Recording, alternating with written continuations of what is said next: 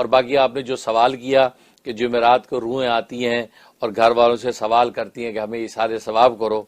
تو بھائی کیوں سوال کرنے کی ضرورت پیش آ گئی؟ گھر والے اتنے نالائق ہیں کہ پہلے سے کیوں نہیں بھیجتے ان والدین کو پہلے سے ایثار ثواب کرتے رہا کریں، صدقات کرتے رہا کریں، خیرات بھیجتے رہا کریں، ان بیچاروں کو اتنی دور سے آنا نہ پڑے۔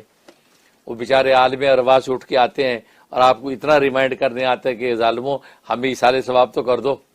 ہیں۔ تو بھائی اس کا مطلب ہے کہ گھر والے بڑے نالائق ہیں جن کے پاس آتے ہیں، ان کو آ کے کہنا پڑتا ہے والدین کو ہمیں ایثار ثواب کرو، ٹھیک ہے نا۔ اس سے تو ان گھر والوں کی نالائقی ثابت ہوتی ہے کہ اتنے غافل ہیں کہ اپنے والدین اپنے مرحومین کا خیال نہیں کرتے، ان کو خیال کرنا چاہیے۔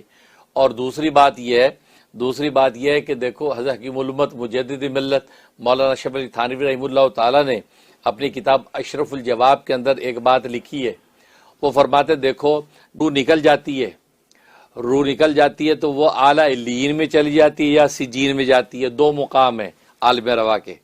تو یا تو اعلیٰ علیین میں جاتی ہے، اعلیٰ علیین یہ جنتوں سے اوپر عرش الہی کے نیچے کا مقام ہے اعلیٰ علیین، اور سجین جو ہے وہ ساتوں زمینوں کے نیچے جو ہے مقام ہے سجین۔ تو اعلیٰ علیین میں اہل ایمان کی ارواح جاتی، نیک لوگوں کی روحیں جاتی اعلیٰ علیین میں جو جنتوں کے اوپر ایک مقام ہے، اور جو کفار و فساق جو ہے وہ منافقین ہیں ان کی ارواح سجین میں جاتی ہیں۔ سجین ساتوں زمینوں سے نیچے ایک جیل خانہ ہے جہاں پہ ان کفار و مشرکین اور فساق فجار کی ارواح جاتی ہیں۔ تو حضرت فرماتے ہیں کہ دیکھو کامن سینس ہے کہ جو ارواح اعلیٰ علیین میں چلی گئی، جنتوں کے باغات میں چلی گئیں، ان کو اس گندی دنیا میں واپس آنے کی ضرورت نہیں ہے، کیونکہ وہ اتنی پاکیزہ ماحول کو چھوڑ کر ہی گندی دنیا میں واپس کیوں آئیں گے بھائی؟ لوگ امریکہ آ کے واپس نہیں جاتے تو وہ جنتوں میں جا کے واپس کون آئے گا بھائی؟ جبکہ امریکہ کے اندر کس حال میں گزرتی ہے یہ رہنے والوں کو پتہ چلتا ہے۔ دوسرے ملک والے تو سمجھتے ہیں کہ ماشاء درختوں سے پیسے توڑ کے بھیجتے ہیں یہ لوگ، لیکن یہ پتہ نہیں کہ یہ بیچارے اپنی جان کی بوٹیاں توڑ کے بھیجتے ہیں، ٹھیک۔ تو امریکہ سے آدمی بھاگتا واپس نہیں جاتا تو جنت سے واپس کیوں آئے گا؟ حضرت فرماتے ہیں تو اس لیے جو ہے نا وہ اعلیٰ علیین والے تو آئیں گے نہیں۔ جو سجین کے اندر جیل خانے میں ہے تو فرمایا کہ جیل خانوں کے اوپر جو وہ مقرر کون؟ شداد غلاظ، قرآن نے کہا شداد غلاظ، بڑے تندخو قسم کے فرشتے وہاں پر جو کھڑے ہیں ڈنڈے سوٹے لے کے، وہ جیل خانے سے ان کو نکلنے کیوں دیں گے؟ تو دنیا کے جیل خانے سے کسی کو کوئی نکلنے نہیں دیتا، تو وہ اللہ کے جیل خانے سے جہاں پہ فرشتے جو ہے وہاں پر یہ وہاں سپرنٹینڈنٹ جیل ہیں تو وہاں سے نکل کے دنیا میں آنے کون دے گا؟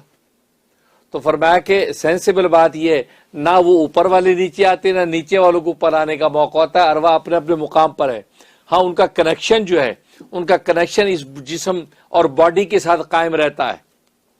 جس سے یہ باڈی ایکٹ ہے تاکہ قبر اور برزخ کے جو ہے وہ اچھے برے احوال کو سمجھ سکے، ثواب ملے تو نفع ہو، عذاب ملے تو تکلیف اٹھائے،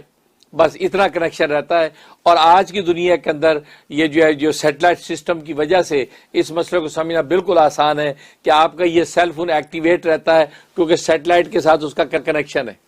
سیٹلائٹ سے کنیکشن ختم ہو جائے تو اس کی ایکٹیویشن ختم ہو جاتی ہے، وہ ڈیڈ ہو جاتا ہے۔ تو بالکل اسی طریقے سے حالانکہ سیٹلائٹ اپنے مقام پہ سے کنیکشن ہے، بالکل اسی طریقے سے کنیکشن جو ہے وہ ارواح کا رہتا ہے نیچے یا اوپر سے اس مردے کے ساتھ، جس سے وہ جسم جو ایکٹیویٹ رہتا ہے، ثواب یا عذاب قبر میں محسوس کرتا ہے۔ باقی ارواح آ کر جو ہے وہ گھروں کے اندر لوگوں کو کہتی پھرے کہ ہمیں ایثار ثواب کرو، تو فرمایا کہ یہ تو عقل میں بھی نہیں آتا اور صحیح احادیث سے بھی ثابت نہیں ہے، لہذا فرمایا اس قسم کی تصورات قائم کرنا اس کی ضرورت نہیں۔ بہتر یہ ہے کہ آپ ایصال ثواب کرتے رہیں، قرآن پڑھ کے بچتے رہیں، اور ایصال ثواب جو یہ ثابت ہے اور یہ مرحومین کو پہنچتا ہے جس سے ان کو نفع ہوتا ہے۔